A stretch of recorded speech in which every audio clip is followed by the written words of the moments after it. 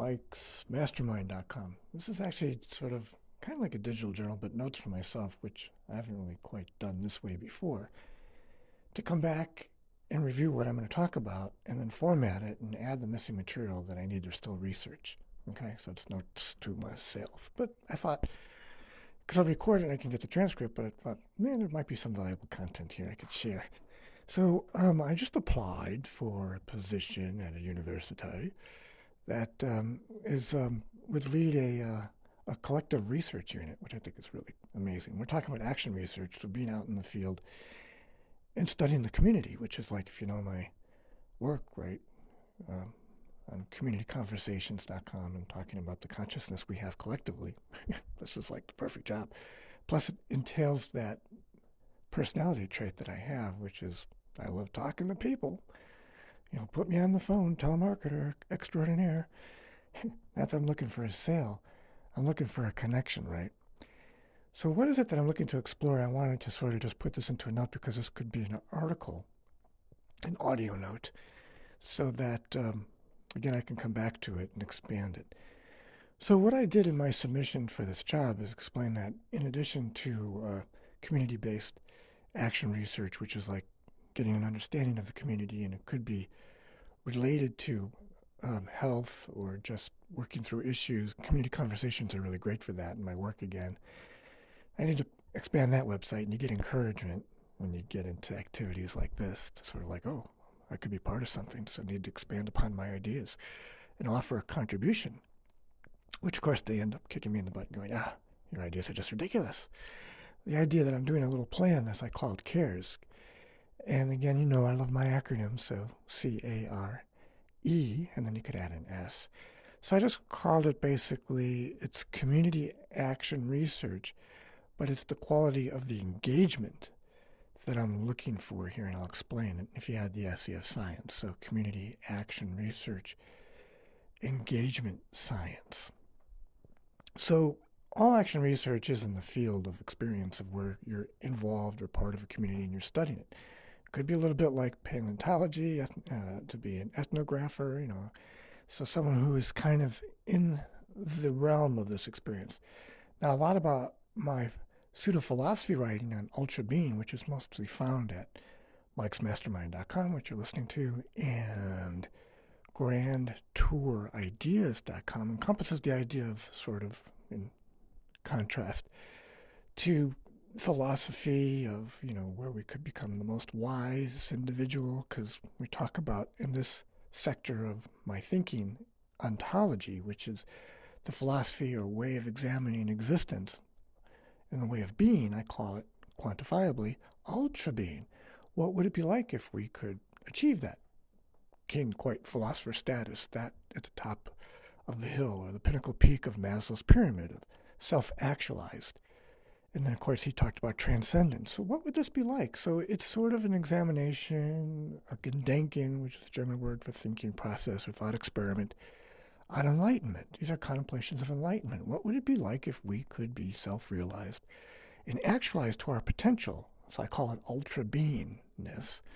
And I have a little bit of a formula, which I talk about in other talks, but just to offer it here, UBE3. This would be my long-lasting legacy to pass it on to whatever. It wouldn't fit so good into this CARES model. So I just care to share it with you really quick. UBE3 is ultra being, this exploration of this, ultra being present, ultra being loving. UBE3 is the maximization of this idea where you become ultra being, an excellent example of enlightenment, as you know it to be, as you experience it, as you express it. So it's an experiment, but it's experiential, and it's the practice of being ultra being present. It's a gift. So how can this be maximized so we could become ultimately aware, and then we could participate into this CARES model because we care, right? We want to be able to express at least a higher intelligence, if nothing else, to observe and to be a part of something that we can participate in, but being able to do so we're dexteric, or at least have the ability to be in this realm or this world of what we're engaging in the field. And I talk a lot about this in my ARF talk, arena. Yeah, I won't go into that. I got too many things going on here, but the ARF is kind of like, well, what is this measurement? So it's something where we can express ourselves in this realm of ultra beingness. There's sort of an instant sense of things that become a realization, which I also write about in Weltschloss, the German words I put together. World building that we've built, so it's constructed environment of our consciousness, and to examine it, then we can look at or experience the quality of this dwelling in which things are sort of revealed to us. And then much of these things are built into that, you could say, socialization process or the conditioning and the way that things are set in the milieu or the setting of our environment that we become a little bit more sort of sensitive to and we can appreciate rather than attacking and realizing that this ping pong experience is what is of our own creation or at least our community participation in. So this becomes a little bit more of an awakening. But yet, as a social scientist, you have to be sort of delicate in the process here because you can't go pointing fingers and making people wrong, particularly if they're already sort of polarized. And on top of that, if your thinking is kind of beyond where they're at or willing to accept, then you're kind of being disruptive and sort of it's not sort of the role here of the social scientist, unless that's part of your Gendenken, your thought experience or experiment. But that's not quite where I'm going here. The CARES model is really to be in this realm where I'm, a community participant, and the action is that I'm being present, and the research is to reflect upon this observation of my practice of being present in a way that I can refine this practice so I can attune it. And it's going to allow me to be able to engage on a bit more of this enlightened level. So CARE, right? Community action research engagement, and I make it such as a science, so it's CARES with an S. And the scenarios are the different sort of sensations that I'm experiencing as I'm recording, I'm observing. And the key to this element is the observer being observed. So I'm kind of, in this sense, in this detached realm, sort of in this quantum arena of the Weltschloss, the way that we're dwelling and experiencing something that I also write about is I call a metasphere, which is examining the climate or the vibe or sort of the moment, and that could be the room or the space in which we're having this conversation or I'm a part of an event or an activity, something is sort of felt in this dimension. And I want to examine this because I think quantifiably it's really important for us to have a sense of where we are. So number one, having to be a bit more intelligent in the way that I'm showing up and participating. Observing is simply observing and certainly not disrupting, right? There could be circumstances or situations that come up in which something needs to be handled and you want to do it responsibly.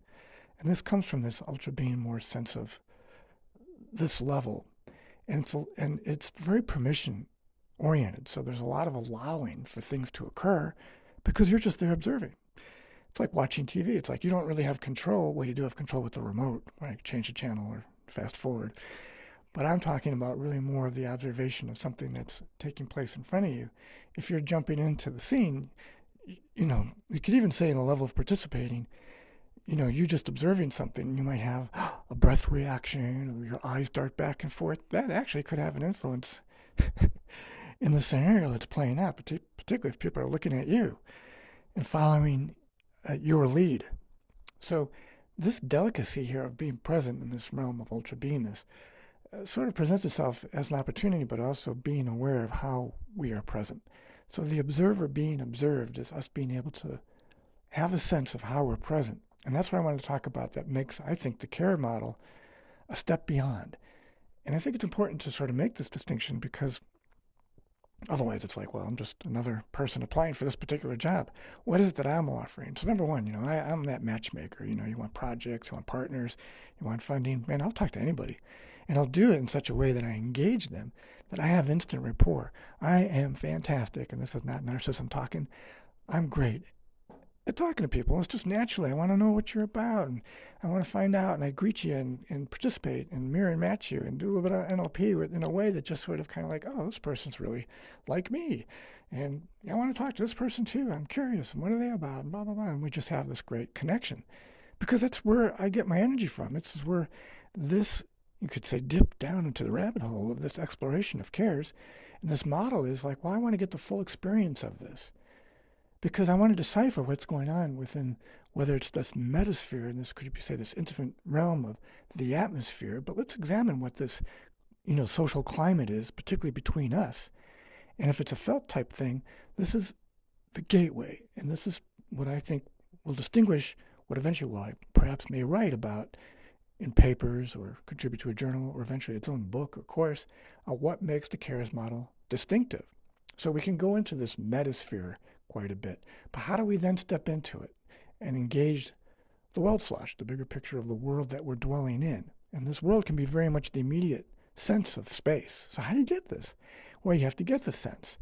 So the first thing, and I do talk about this in some of the other episodes of mikesmastermind.com, but let's just go over it really quick, because it's good to have a syntax. And the syntax would be like, if I'm going to approach something, what is this CARES science, right?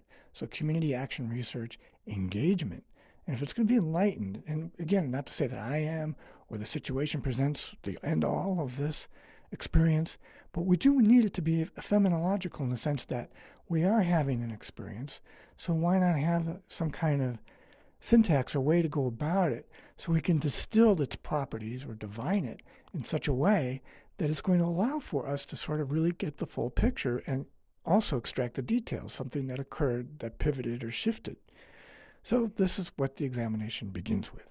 And it begins with yourself. How are you being present? If you're coming into an environment or scene or space or working with your client or in the community, well, you already have something in your mind.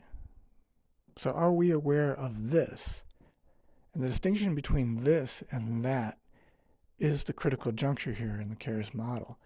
You see, we could be really pristine, and much of this I attribute to a story which I'll share in a moment, who is a legend in his own mind, no question about it.